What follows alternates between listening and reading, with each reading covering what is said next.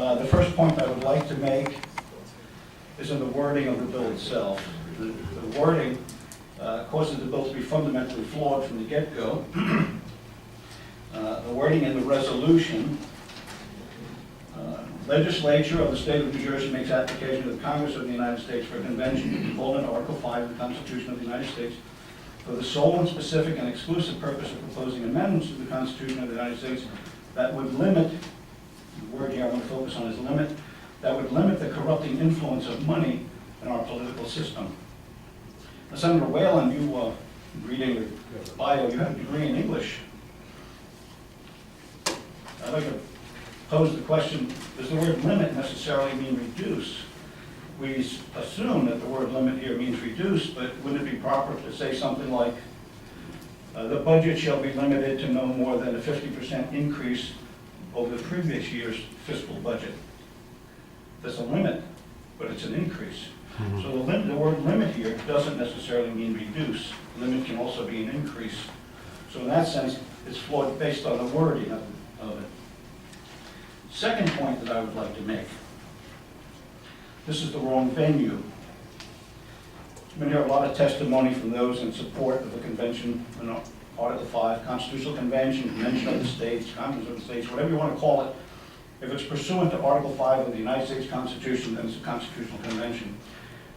You're going to hear a lot of testimony from people in favor of this, because it seems to be a quick fix to America's problems. But in all the testimony you'll hear, you will not hear one quotation or one statement from any of the founding fathers indicating that the purpose of this portion of Article 5, calling it convention, was ever meant for the purpose of reining in the Congress or the executive branch or the judicial branch. There's not one such statement exists, because that was not the purpose. There is, on the other hand, a very clear statement from James Madison, which is in that booklet. I should have kept a copy here.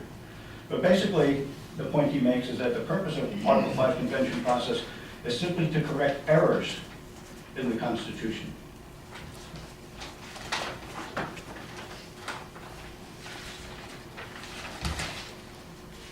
Quote, this is James Madison now, the father of the Constitution, quote, it moreover equally enables the general and the state governments to originate the amendment of errors as they may be pointed out by the experience on one side or the other.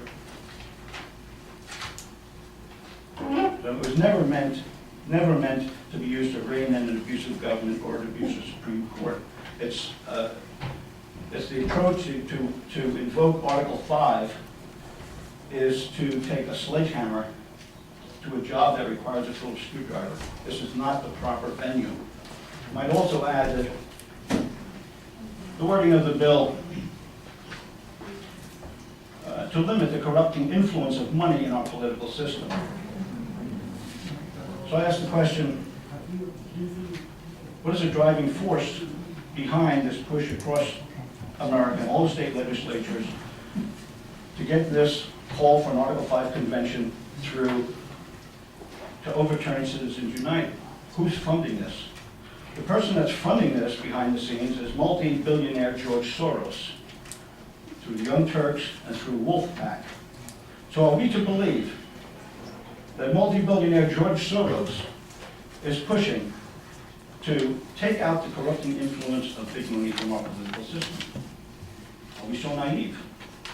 This is right out of Saul Alinsky's playbook, where he makes real clear in Rules for Radicals, the issue is not the issue. The issue is simply a venue to further an agenda. The only way that such organizations as, and I'll leave this with the committee, the Revolutionary Communist Party of USA, this is the Constitution that they have drafted for the new Socialist Republic in North America. The only way that they can get this instituted or parts of this instituted is through an Article 5 Constitutional Convention. You can put the United States Constitution on the operating table. Another Constitution waiting in the wings to replace our own, should an Article 5 Constitutional Convention be triggered, was prepared by the Ford Foundation. It's a new state's Constitution. It was drafted over a period of 10 years. It cost $25 million. After 40 drafts, they produced this document. Now, those that are promoting such a convention say, oh, not to worry, because any amendments proposed by the delegates will come back to the states for ratification. Not so. America has only had one Article 5, only had one constitutional convention. It was in 1787, when the Articles of Confederation went into convention to be, quote, revised and amended, sole and express purpose of being revised and amended, similar to the wording here in this bill that we're talking about. But the delegates to a constitutional convention are vested with sovereignty. Once seated, there is no force capable of restricting them or limiting them. They took it upon themselves not only to scrap the Articles of Confederation, but to draft an entirely new document, our present Constitution, and to change the rules for its ratification.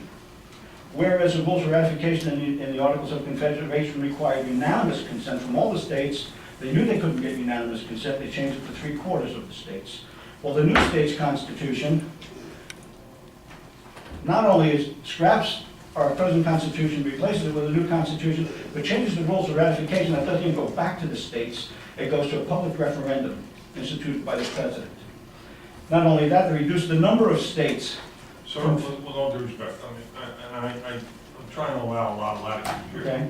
but I don't know that the document waving around that has 10 states and direct, I don't know that that's an issue as part of SCR 132. I'm saying what the danger is that this was way. Okay, well, I think you made your point, but I'd rather see you get focused back on the resolution we have. Again, in the interest of time, we have a large list of testifiers here, we have other bills we want to get through today. So what I'm saying is Thank you. there are groups whose agenda is simply to get the United States Constitution on the operating, get their hands on the United States Constitution, and this is the venue that they can use to do it.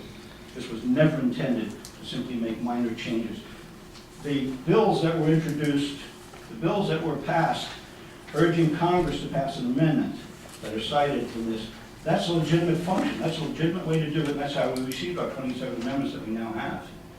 But to call an Article 5 constitutional convention, which has not been done, we haven't had a convention since 1787, to do that is literally, it's reckless without the legislators having a full understanding of the implications and the danger of this issue. Let's see. I'd like to read a quotation by James Madison.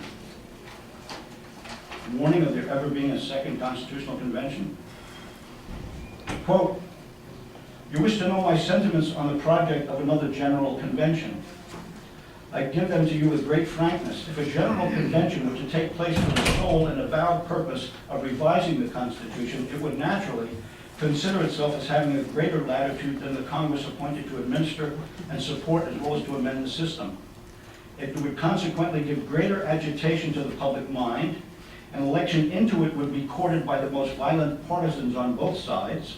It would probably consist of the most heterogeneous characters, would be the very focus of that flame which has already too much heated men of all parties, would no doubt contain individuals of insidious views who, under the mask of seeking alterations popular in some parts but inadmissible in other parts of the Union, might have a dangerous opportunity of sapping the very foundations of the fabric.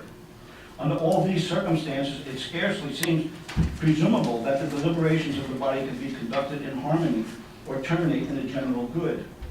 Having witnessed the difficulties and dangers experienced by the first convention, which assembled under every propitious circumstance, I should tremble for the result of a second meeting in the present temper of America and under all the disadvantages I have mentioned. That was 1788. He could not imagine what it would be like now. With the special interests and major media coverage, I'd like to read another quotation. Supreme Court Chief Justice Warren So I'm going to Berger. ask you again, try to wrap it up, please. Okay. Okay. The bill is saying that there will be a limited convention. There is no such thing as a limited constitutional convention. By its very nature, it's broad, open to any potential amendments. Chief Justice Warren Berger answered that question. He says, quote, I have also repeatedly given my opinion that there is no effective way to limit or muzzle the action of a constitutional convention. The convention could make its own rules and set its own agenda. Congress might try to limit the convention to one amendment or to one issue, but there is no way to assure that the convention would obey. After a convention is convened, it will be too late to stop the convention if we don't like its agenda. The meeting in 1787 ignored the limit placed on the Confederation Congress, quote, for the sole and express purpose, end quote. With George Washington as chairman, they were able to deliberate in total secrecy with no press coverage and no leaks. A constitutional convention today would be a free-for-all for special interest groups, television coverage, and press speculation. Our 1787 Constitution was referred to by several of its authors as a miracle. Whatever gain might be hoped for from a new constitutional convention could not be worth the risks involved. A new convention could plunge our nation into constitutional confusion and confrontation at every turn, with no assurance that focus would be on the subjects needing attention. I have discouraged the idea of a constitutional convention, and I am glad to see states rescinding their previous resolutions requesting a convention. In these bicentennial years, we should be celebrating its long life, not challenging its very existence. Whatever may need repair in our Constitution can be dealt with by specific amendments, which is just what the legislature tried to do previously. They needed to continue to keep the pressure on Congress to pass those amendments, not take the Article 5 convention, but this would be a disaster for the nation. There are other, I also included a list of other constitutional scholars that are on record opposing the Constitutional Convention because it cannot be limited to a single issue, such as what this bill calls for. I'll read one more quote, real short one. Make it a short one. Patrick Henry.